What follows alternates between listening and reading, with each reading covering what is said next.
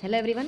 आज हम अपने पीएसएम के लेक्चर 22 की शुरुआत करते हैं, जिसका नाम है एडवांस्ड कॉन्सेप्ट ऑफ स्क्रीनिंग।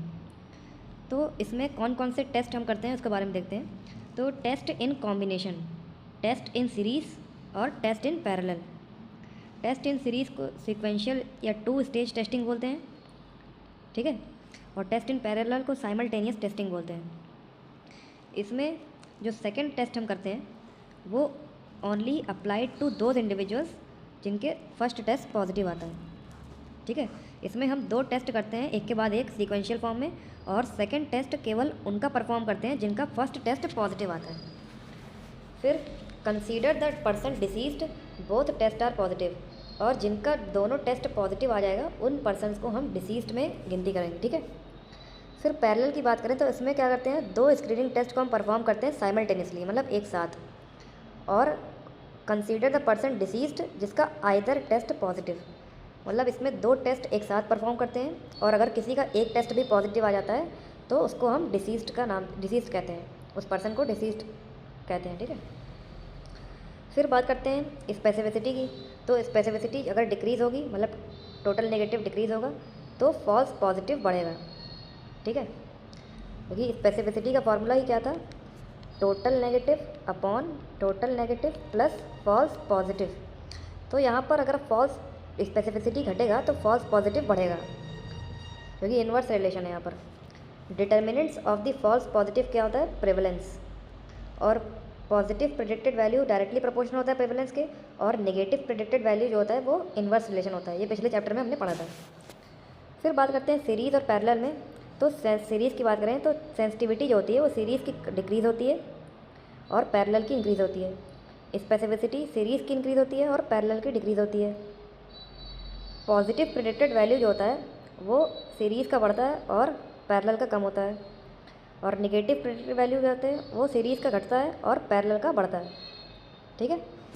ये ध्यान रखना, इस पर क्वेश्चन आते हैं कि सेंसिटिविटी किसकी ज़्यादा होती है, किसकी कम होती है। तो सीरीज़ में बात करें तो सीरीज़ में स्पेसिफिसिटी और पॉजिटिव प्रेडिक्टेड वैल्यू ये बढ़ते हैं, बाकी ये सेंसिटिविटी और नेगेटिव प्रेडिक्टेड वैल्यू घटते हैं। अब बात करते हैं determinants of the false positive. तो कौन कौन से डिटर्मिनेंट होते हैं, मोर प्रेवलेंस। अगर लो फॉल्स पॉजिटिव है तो इसका मतलब कि प्रेवलेंस ज़्यादा है, और हाई स्पेसिफिसिटी और लो सेंसिटिविटी, ठीक है। क्योंकि यहाँ हमने देखा था कि फॉल्स पॉजिटिविटी अगर ज़्यादा है तो स्पेसिफिसिटी कम है। तो अगर यहाँ पर लो फॉल्स पॉजिटिव है तो यानी स्पेसिफिसिटी हाई है और प्रेवलेंस भी हाई है, और लो सेंसिटिविटी जो है कम है। इंपॉर्टेंट इन्फॉर्मेशन की बात करें तो most useful property of the screening test क्या होती है, ये तो बता चुके थे, हाई सेंसिटिविटी। और most useful property of the diagnostic test क्या होती है, high specificity. Test in series की बात करें जैसे स्क्रीनिंग ऑफ सिफिलिस, तो ये टेस्ट इन सीरीज़ का एग्जाम्पल है। RPR test in done first, सबसे पहले RPR टेस्ट करते हैं। All those positive on RPR are submitted to FDA ABS। RPR जो होता है यहाँ पर स्क्रीनिंग टेस्ट है, और FDA ABS क्या है, कन्फर्मेटरी टेस्ट है। तो यानी ये सीरीज़ में 2 टेस्ट कर रहे हैं, और जिसका दोनों टेस्ट पॉजिटिव आएगा उसी को हम सिफिलिस पॉजिटिव बोलेंगे, वरना नहीं बोलेंगे, ठीक है। तो ये याद रखना, क्वेश्चन बनता है इसमें। फिर बात करते हैं deciding cut off a screening test. देखो, कट ऑफ डिसाइड करना हाइपोथेटिकली पॉसिबल नहीं होता है, ठीक है। अगर हम ये मानते हैं कि 100% ट्रू पॉजिटिव है। अब बात करते हैं deciding cut off a screening test. Screening test का कट ऑफ कैसे डिसाइड करते हैं, तो ऐसे लेते हैं एग्जांपल, जैसे hypothetically not possible 100% true positive और 100% ट्रू नेगेटिव, मतलब फॉल्स वाला इसमें रिलेशन है ही नहीं यहाँ पर। तो इसमें क्या होता है, देखो ये जो ग्रीन कलर से मार्क ग्राफ है ये किसका है, हेल्दी इंडिविजुअल्स का है, और जो पर्पल वाला ग्राफ है ये डिसीज्ड का है, ठीक है। और स्क्रीनिंग करने के बाद हम ये मतलब हाइपोथेटिकली मान लिया कि 100% ट्रू पॉजिटिव है और 100% ट्रू नेगेटिव है, ठीक है। इन रियलिटी क्या होता है, जब कट ऑफ इंक्रीज़ करती है तो ग्राफ जो है इंक्रीज़ करता है in the left side area. जब कट ऑफ बढ़ती है तो ग्राफ लेफ़्ट साइड पे ज़्यादा होता है, ठीक है। और लेफ़्ट साइड पे जाने का मतलब क्या है कि ट्रू नेगेटिव ज़्यादा है और फॉल्स पॉजिटिव कम है, यानी स्पेसिफिसिटी ज़्यादा है। ठीक है, याद रखना जब कट ऑफ बढ़ता है इसका मतलब कि ये लेफ़्ट साइड पे जा रहा है ग्राफ, और लेफ़्ट साइड पे जाने का मतलब क्या है कि ट्रू नेगेटिव ज़्यादा है, फॉल्स पॉजिटिव कम है और स्पेसिफिसिटी ज़्यादा है, जो कि डायग्नोस्टिक टेस्ट होता है। और फिर अगर बात करें कट ऑफ कम हो रही है, इसका मतलब क्या है कि ग्राफ कहाँ जा रहा है, राइट साइड में जा रहा है, राइट साइड का एरिया ज़्यादा है। और राइट साइड पे जाने का मतलब क्या है कि ट्रू पॉजिटिव ज़्यादा है और फॉल्स नेगेटिव कम है, यानी सेंसिटिविटी ज़्यादा है। और सेंसिटिविटी को कैसे डिटेक्ट करते हैं, स्क्रीनिंग टेस्ट से। फिर आगे बढ़ते हैं, important information, decrease cut off the screening test. अगर कट ऑफ कम हो रही है इसका मतलब क्या है, सेंसिटिविटी ज़्यादा है, स्पेसिफिसिटी कम है। और वहीं कट ऑफ बढ़ रही है स्क्रीनिंग टेस्ट की, तो यानी सेंसिटिविटी कम है, स्पेसिफिसिटी ज़्यादा है। ठीक है, अब आगे बढ़ते हैं, factors that decide the cut of. तो कौन कौन से फैक्टर होते हैं, पहला है डिसीज़ प्रेवलेंस। अगर हाई प्रेवलेंस होगा तो cut off is set at a lower level. अगर प्रेवलेंस हाई है तो कट ऑफ कम हो जाएगा। डिसीज़ इज़ लीथल, और अगर प्रेवलेंस हाई है तो इसका मतलब क्या है, डिसीज़ लीथल है और अर्ली डिटेक्शन जो है इम्प्रूव कर देगा प्रोग्नोसिस। और cut off is set at a lower level. ठीक है, अगर प्रेवलेंस हाई है किसी डिसीज़ का, इसका क्या मतलब है कि डिसीज़ लीथल है और अर्ली डिटेक्शन इम्प्रूव करता है प्रोग्नोसिस को, और कट ऑफ कहाँ रहती है, लोअर लेवल पे। फिर बात करते हैं ROC, receiver operator curve. Select the ideal cut off which screening test to select. ये क्या करता है, आइडियल कट ऑफ को सेलेक्ट करता है जिस पे स्क्रीनिंग टेस्ट होता है। ठीक है, स्क्रीनिंग टेस्ट की बात करें तो सेंसिटिविटी यहाँ पर डिटेक्ट होती है, most sensitive. Diagrammatic representation ROC curve. ROC curve जो होता है, plot that depicts the trade off between the sensitivity and 1 minus specificity, यानी फॉल्स पॉजिटिव। ये ट्रू पॉजिटिव और फॉल्स पॉजिटिव के बीच का ग्राफ होता है ये। ठीक है,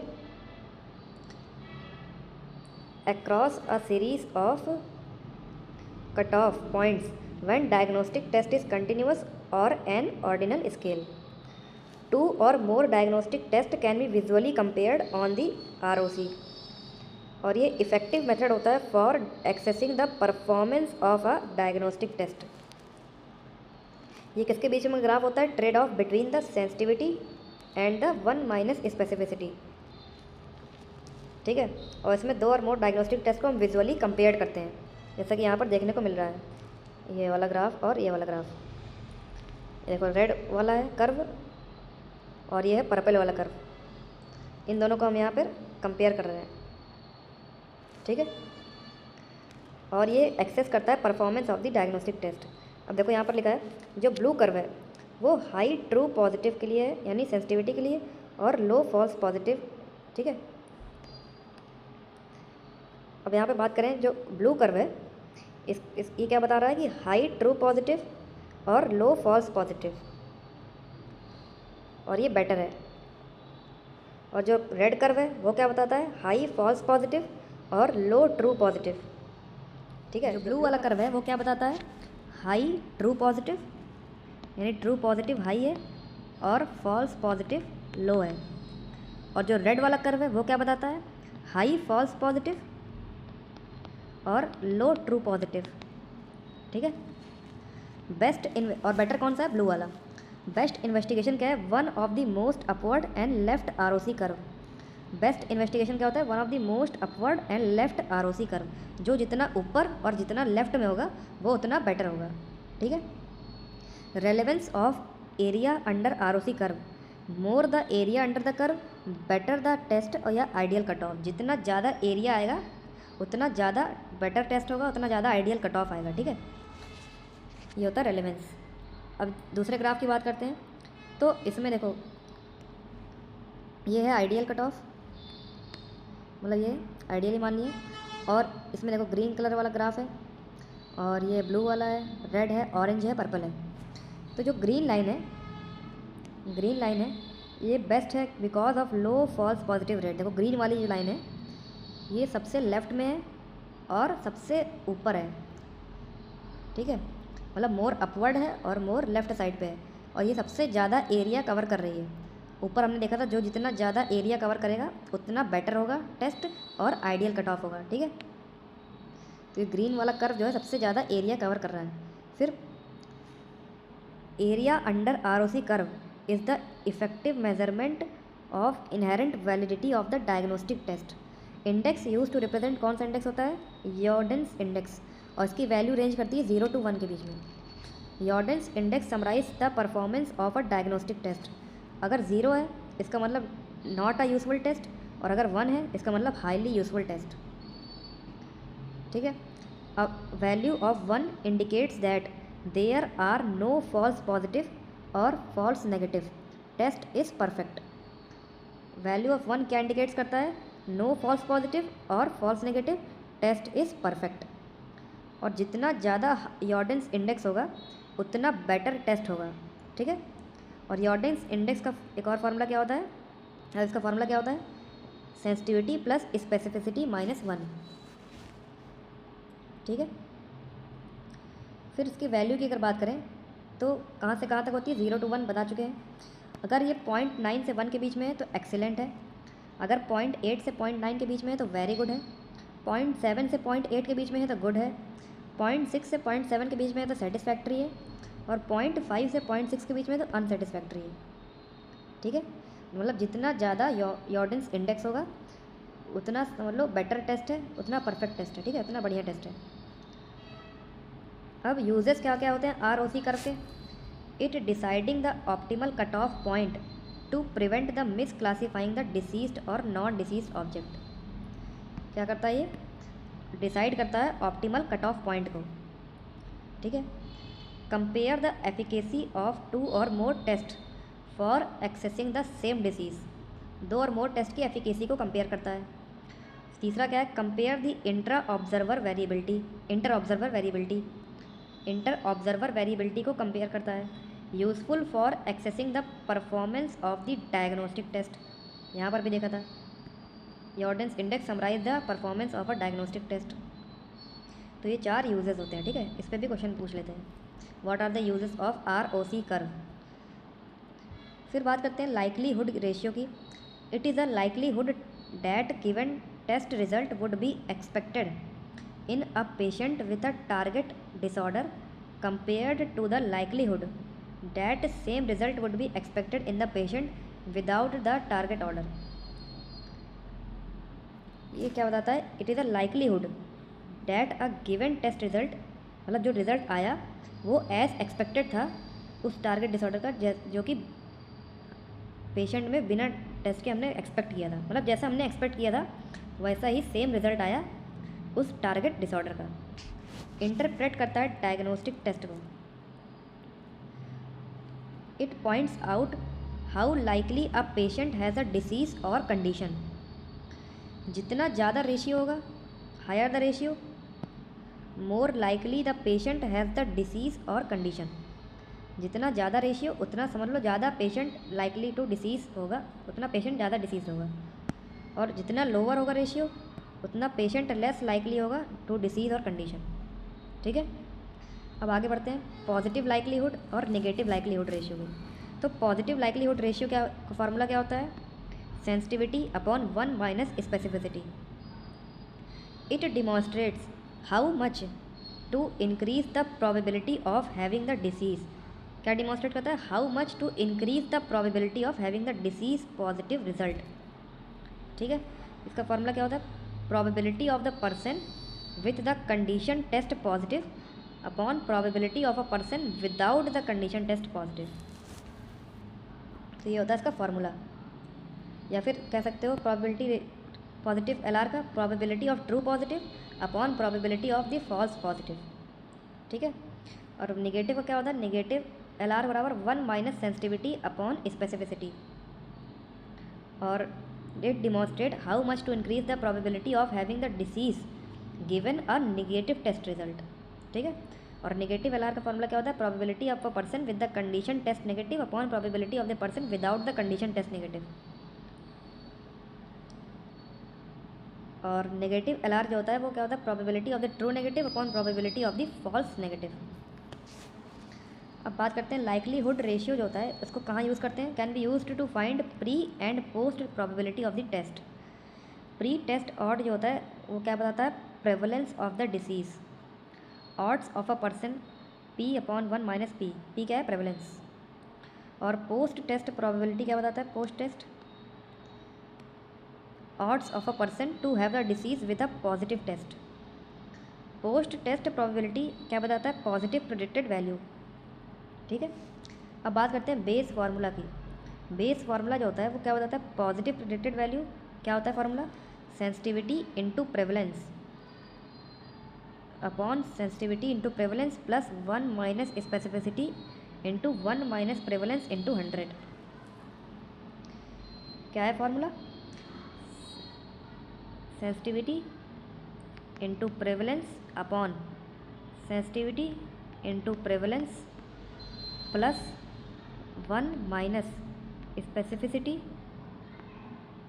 इंटू 1 माइनस प्रेवलेंस इंटू 100। ये हो गया पॉजिटिव प्रेडिक्टेड वैल्यू का फार्मूला।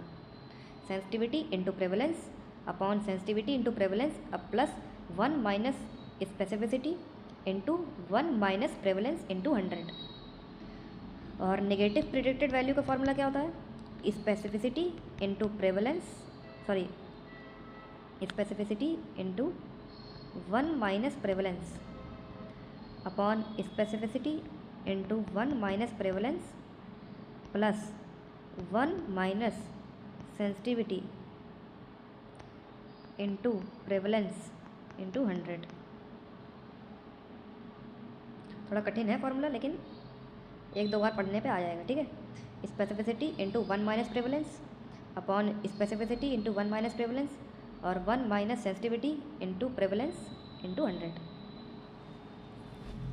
बस यहाँ पर देखो, जहाँ जहाँ सेंसिटिविटी था वहाँ वहाँ स्पेसिफिसिटी करना है, और जहाँ जहाँ प्रेवलेंस था वहाँ वहाँ 1 माइनस प्रेवलेंस करना है, और जहाँ पे 1 माइनस प्रेवलेंस है वहाँ पर केवल प्रेवलेंस करना है। बस यही अंतर है। कैप्लन, अब बात करते हैं कैप्लन मेयर सर्वाइवल एनालिसिस। यहाँ पर जो ग्रीन लाइन है वो क्या बताती है? Those who did not get the screening test done. और जो ब्लू लाइन है ये क्या बताती है? Those who got the screening test done and survival increases.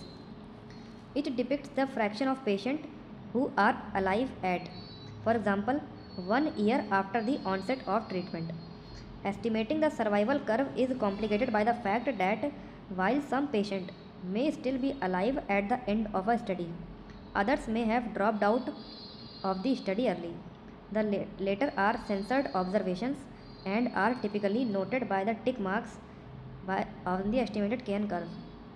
The Kaplan-Meier approach estimate the survival curve in the presence of censored observation. Log rank test क्या बताता है? Compare the survival curves between the 2 और मोर groups.